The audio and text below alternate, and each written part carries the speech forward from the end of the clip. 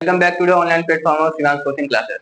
आज हम लोग बात करने जा रहे हैं प्रेजेंट इंडेफिनिट टेंस की। इससे पहले वाले लेक्चर में टेंस के लेक्चर में हम लोगों ने प्रेजेंट, पास्ट और फ्यूचर तीनों के बारे में बात किया है। उन चारों के सभी पार्ट्स को भी डिस्क्राइब किया है, लेकिन उसको उतना ज्यादा डिस्क्रिप्शन से नहीं पढ़ाया गया था, जिसको आज हम लोग इस क्लास में कवर करेंगे प्रेजेंट इंडेफिनिट टेंस के नाम पे। आप लोग टेंस के बारे में जानते ही हैं, टेंस यानी काल, और अगर इसके बारे में ज्यादा जानना है तो उस वीडियो को आप लोग देख सकते हैं।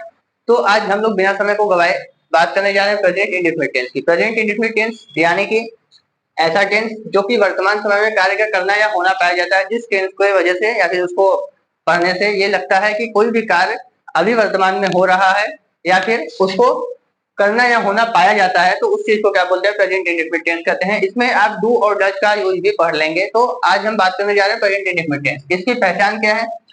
ता है, ती है, ते है, ती हूं इत्यादि इसके मेन वर्ब के लास्ट में आता है, यानी मेन वर्ब यानी मुख्य क्रिया के लास्ट में आता है। जैसे राम आम खाता है, सीता दूध पीती है, विवेक घर जाता है। जैसे और तो और ये भी हम बोल सकते हैं कि इसको हम कहाँ देख सकते हैं, ये कहाँ यूज होता है? हैबिट्स में, डेली रूटीन में, जनरल फैक्ट में और यूनिवर्सल ट्रुथ इत्यादि में। जैसे कि किसी के हैबिट को बताता है, जैसे कुत्ता भौंकते हैं, कुत्ते भौंकते हैं। डेली रूटीन को बताता है, राम रोज स्कूल जाता है इत्यादि। जनरल फैक्ट हो गया और यूनिवर्सल ट्रुथ हो गया, जैसे सूर्य पूर्व से निकलता है। ठीक, ऐसे ऐसे बहुत सारे आपके पास एग्जांपल होंगे जिससे आप लोग पता कर सकते हैं कि प्रेजेंट इंडेफिनिट टेंस क्या होता है।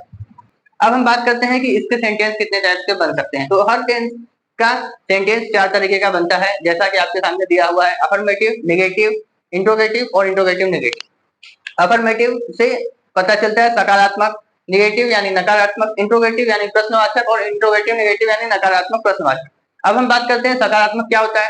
सकारात्मक, इससे पहले वाले लेक्चर में सेंटेंस पार्ट में आप लोग देख सकते हैं कि अफर्मेटिव और नेगेटिव ये सब असर्टिव में आपको पढ़ाया गया है। अच्छे से देखना चाहते हैं तो उस सेंटेंस वाले लेक्चर को आप देख सकते हैं। अब हम बात करते हैं अभी अफर्मेटिव सकारात्मक क्या होता है। अफर्मेटिव यानी कि जिसमें नहीं का प्रयोग नहीं होता है, यानी कोई भी कार्य हाँ में होता है, कार्य होता है बस में नहीं होता है, सकारात्मक हो गया। निगेटिव यानी नकारात्मक, जिसमें कोई भी कार्य नहीं होता है, उसको निगेटिव बोलते हैं, ठीक है, नहीं। और इंट्रोगेटिव यानी प्रश्नवाचक, क्या? प्रश्नवाचक। इंट्रोगेटिव यानी क्वेश्चन पूछने का काम करता है, इंट्रोगेट करता है, उसका नाम से ही पता चल रहा है, इंट्रोगेट। ठीक, इंट्रोगेटिव सेंटेंस हो गया। अब आ जाइए इंट्रोगेटिव नेगेटिव में। इंट्रोगेटिव नेगेटिव यानी नकारात्मक प्रश्नवाचक।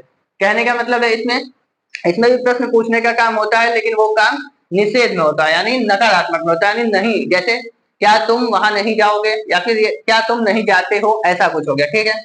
तो आप लोग समझ गए हैं अफर्मेटिव और नेगेटिव प्रश्नवाचक, इंट्रोगेटिव और इंट्रोगेटिव नेगेटिव नकारात्मक प्रश्नवाचक, ये चार तरीके से इस टेंस का सेंटेंस बनेगा। अब इन चारों सेंटेंस को बनाने के लिए रूल आपको फॉलो करना पड़ेगा, और उस रूल फॉलो करने के लिए ये चारों रूल आपके सामने दिया हुआ है। और इन चारों से जानने से पहले आप ये दो बात जान जाइए कि एस या ई एस, अगर कोई पूछेगा कि प्रेजेंट इंडेफिनिट में कौन सा हेल्पिंग वर्ब यूज होता है, तो आप बोलेंगे डू और डज यूज होता है। लेकिन इसमें एक ये बात है कि इसमें अफर्मेटिव में डू या डज यूज नहीं होता है, यहाँ पे एस या ई एस का प्रयोग करते हैं मेन वर्ब के फर्स्ट फॉर्म के साथ। अब बोलेंगे एस या ई एस का प्रयोग करते हैं सर, तो क्या सिर्फ एस या ई एस का प्रयोग सबके साथ करते हैं, यानी सिंगुलर के साथ और प्लूरल के साथ, दोनों के साथ करते हैं? नहीं, सिंगुलर्स के साथ करते हैं और प्लूरल के साथ नहीं करते हैं। जैसे कहने का मतलब समझिए कि एस या ई एस का प्रयोग कहाँ करते हैं, अफर्मेटिव में ही करते हैं, ये बात हो गया। और S, S H, C H और एक्स और ओ, यानी जिस भी वर्ड के लास्ट में एस हो गया, एस एच हो गया, सी एच हो गया, एक्स हो गया या ओ हो गया, उसके साथ ई एस का प्रयोग करेंगे। बाकी अदर जितने भी वर्ड्स आएंगे उसके साथ एस का प्रयोग करेंगे। और एस या एस का प्रयोग किसके साथ करेंगे? सिर्फ सिंगुलर को ही तो बनाने के लिए करते हैं। अब उसके बाद आ गया डू या डज। मेन क्या है? Helping verb. प्रेजेंट इंडेफिनिट कोई भी पूछेगा हेल्पिंग वर्ब क्या है, डू डज है। अब डू डज कहाँ यूज होता है?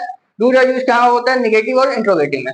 यानी अगर निगेटिव का पोर्शन रहेगा प्रेजेंट इंडेफिनिट का, तो वहां पे भी आप डू डज का प्रयोग करेंगे, और अगर इंट्रोगेटिव का पोर्शन रहेगा तो वहां पे भी आप डू डज का प्रयोग करेंगे। अब आप लोग को, हमको नहीं लग रहा है कि कोई भी दिक्कत होगा। अब आ जाते हैं रूल्स पे, ठीक है। अगर इसमें कोई दिक्कत है आप एक बार और बैक करके देख सकते हैं। अगर आपको कोई प्रॉब्लम होगा तो एक बार कमेंट कीजिएगा, आगे आने वाले लेक्चर्स में उसको हम बताने का कष्ट करेंगे, ठीक है। अब आ जाइए अफर्मेटिव, क्योंकि चार प्रकार से इस टेंस का सेंटेंस बनता है। तो अफर्मेटिव पहला हो गया जिसमें सकारात्मक बोलते हैं, यानी उसमें क्या होता है, कोई भी सेंटेंस जैसे दिया है, मान लीजिए कि रमेश अपने बुआ के घर जाता है, ठीक है, या फिर विवेक अपना काम करता है, ठीक है, कोई भी काम हो रहा है तो उसमें सबसे पहले सब्जेक्ट पता कर लीजिए, सब्जेक्ट क्या है उसको सब्जेक्ट की जगह लिख दीजिए। मेन वर्ब का फर्स्ट फॉर्म, मेन वर्ब के फर्स्ट फॉर्म की जगह जैसे रमेश अपने बुआ के घर जाता है तो रमेश उसका सब्जेक्ट हो गया, मेन वर्ब हो गया जाना, और उसी जाना में अगर रमेश क्या है मेन वर्ब का फर्स्ट फॉर्म है तो एसआईएस का प्रयोग करेंगे, अगर वो प्लूरल है तो एसआईएस का प्रयोग नहीं करेंगे, और अपने बुआ के घर जाता है तो ऑब्जेक्ट और अदर वर्ब का उपयोग अपने हिसाब से कर लेंगे। ठीक, अब आ जाइए नेगेटिव में। अफर्मेटिव में अगर कोई दिक्कत होगा एक बार फिर से देख लीजिए, सब्जेक्ट प्लस मेन वर्ब का फर्स्ट फॉर्म प्लस उस मेन वर्ब के फर्स्ट फॉर्म के साथ एसआईएस लगाएंगे, लेकिन प्लूरल के साथ नहीं, ऑब्जेक्ट और अदर वर्ड। फिर उसके बाद आ जाइए निगेटिव सेंटेंस में, यानी जैसे राम आम नहीं खाता है, नहीं खाता है तो ये लास्ट में है, नहीं खाता है तो वहां पे क्या हो जाएगा, डू डज का प्रयोग करेंगे।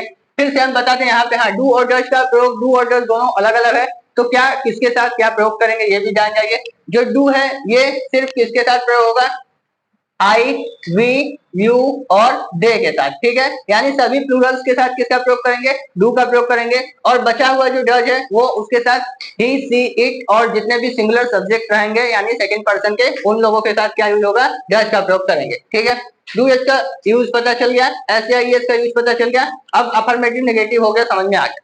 अगर नेगेटिव में अभी कोई दिक्कत है तो आप बता सकते हैं, जैसे आई यूज, जैसे मैं आम नहीं खाता हूं, तो वहां पे अगर मैं लिखा रहेगा तो वहां पे आप डज का प्रयोग नहीं करेंगे, डू का प्रयोग करेंगे, तो हो जाएगा क्या, I do not eat mango. ठीक है, वहीं पे अगर दिया रहेगा कि वह आम नहीं खाता है तो वहां पे क्या हो जाएगा, सब्जेक्ट ही है तो वहां पे उसके साथ डू का प्रयोग नहीं करेंगे, क्योंकि वो कौन सा पर्सन है, ठीक है, वो क्या है, सिंगुलर है, तो सिंगुलर के साथ क्या यूज होगा, डज, तो he does not eat mango. कोई दिक्कत है, ठीक है।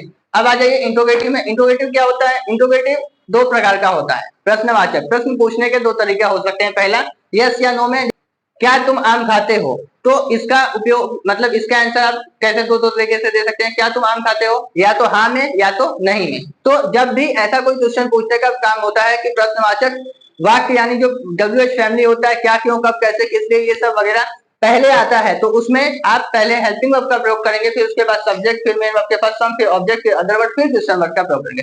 लेकिन जब वही क्या क्यों कब कैसे किस लिए WH फैमिली जो होता है वो सेंटेंस के बीच में अगर आएगा तो वहां पे आप क्या करने लगेंगे, उस चीज का ही इंग्लिश सबसे पहले यूज करेंगे।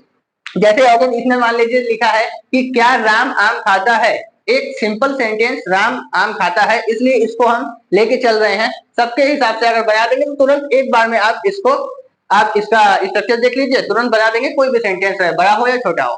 क्या राम आम खाता है, तो क्या हो जाएगा, क्या राम आम खाता है, क्या लिखा है, तो पहले यस या नो में है तो इसका इंग्लिश बनेगा नहीं, तो डू या डज, तो आप बताइए राम के लिए क्या यूज होगा, डज, तो डज राम ईट मैंगो। ठीक है, खत्म।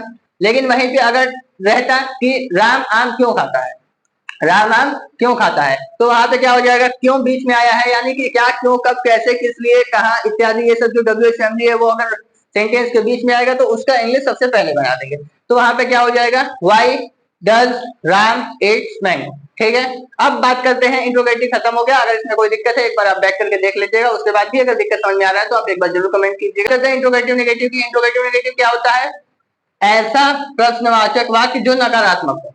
अब हम बात करते हैं, जैसे क्या राम आम नहीं खाता है, ठीक है, प्रश्नवाचक है लेकिन उसमें नहीं आ गया, तो वहां पे क्या यूज होगा, क्या राम आम नहीं खाता है, तो डू डज है, सबसे पहले डू डज लगाएंगे, तो does Ram not eat mango. ठीक, अगर वही चीज यहाँ पे हो जाता कि राम आम क्यों नहीं खाता है, तो वहां पे हो जाता क्या, why does Ram not eat mango. अगर आप लोग को इसमें कोई दिक्कत है तो आप लोग बता सकते हैं वाले है, तो अगर राम आम खाता है हो जाएगा, तो क्या सब्जेक्ट सबसे पहले है, अफर्मेटिव का हम एग्जांपल बता रहे हैं, क्या कि राम, मेन वर्ब क्या हो जाएगा, ईट, राम है तो ईट्स हो जाएगा, और ऑब्जेक्ट क्या है, अ मैंगो। ठीक है, अगर इसी एग्जांपल को हम लेके चलते हैं नेगेटिव में, तो इसका एग्जांपल क्या हो जाएगा, राम, क्योंकि राम क्या है, सिंगुलर है तो उसके साथ लगेगा डज। ठीक है, तो Ram does not eat mango.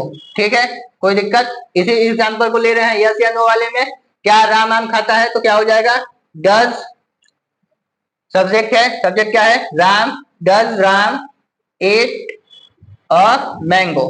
ठीक है, यहाँ पे क्वेश्चन मार्क लगा देंगे। और अब बात करते हैं WH फैमिली का दूसरा वाला, कि जब WH फैमिली बीच में आएगा, यानी राम आम क्यों खा रहा है, तो वहां पे क्या हो जाएगा, क्यों का इंग्लिश पहले हो जाएगा, यानी why does Ram eat a mango. अगर अभी भी किसी बच्चे को नहीं समझ में आ रहा है तो वो इस चीज को फिर से देख सकता है। इंट्रोगेटिव नेगेटिव में आ जाइए, सेम कंडीशन हो जाएगा क्या कि राम आम नहीं खाता है, तो क्या हो जाएगा उसका डू या डज है, तो सबसे पहले does Ram not eat a mango. ठीक है, कोई दिक्कत? अब आ जाइए इस बारे में, क्या हो जाएगा कि राम आम क्यों नहीं खाता है, तो क्या हो जाएगा why does Ram not eat a mango. अगर इसके बाद भी अगर किसी भी बच्चे को कोई दिक्कत है तो आप कमेंट करके पूछ सकते हैं। अगर आप एक बार फिर से इसको रिवाइज कर सकते हैं, प्रेजेंट इंडेफिनिट टेंस यानी कि पहचान क्या है, ताहे लास्ट में लगा रहेगा, और मेन पहचान यानी कि जो प्रेजेंट टाइम में यानी वर्तमान के समय में किसी भी कार्य का करना या होना। कोई भी एग्जांपल आप प्रेजेंट इंडेफिनिट का उठा लीजिए, उसमें यही पता चलेगा कि कोई भी काम क्या हो रहा है, वर्तमान में किया जा रहा है या होने का पाया जा रहा है। अब उसके एक कौन कौन से कार्य को मतलब बिगनिंग करेगा, कौन से कार्य का काम करेगा, हैबिट्स के बारे में बताएगा, डेली रूटीन के बारे में बताएगा, जनरल फैक्ट के बारे में बताएगा, यूनिवर्सल ट्रुथ के बारे में बताएगा। ठीक है, यूनिवर्सल ट्रुथ यानी कि सार्वभौमिक सत्य वगैरह हो गया। और आई वी यू डू के साथ डू का प्रयोग, बाकी जितने भी सिंगुलर लोग बचे हैं, सब्जेक्ट बचे हैं, उनके साथ डज का प्रयोग करेंगे, यानी निगेटिव और इंट्रोगेटिव में डू डज का प्रयोग करेंगे। एस या ई एस का प्रयोग सिर्फ अफर्मेटिव में करेंगे, और अफर्मेटिव में भी वहां भी करेंगे। ई एस का प्रयोग कहां पे करेंगे, जिस वर्ड के लास्ट में S S H C H X O आए उसके साथ ई एस लगा देंगे मेन वर्ड में, और बाकी लोगों के साथ एस लगा देंगे, लेकिन ये सिर्फ अफर्मेटिव में करेंगे। बाकी के चारों सेंटेंस का आपके साथ पास रूल है, रूल करने का कोई जरूरत नहीं है, स्ट्रक्चर याद कर लीजिए और पहचान जाइए, इसके अलावा और कुछ नहीं है। अगर इसके बाद भी कोई दिक्कत है तो आने वाले अगले वीडियो में आप लोगों के दिक्कत को हम खत्म करेंगे। अभी के लिए इतना ही, थैंक यू।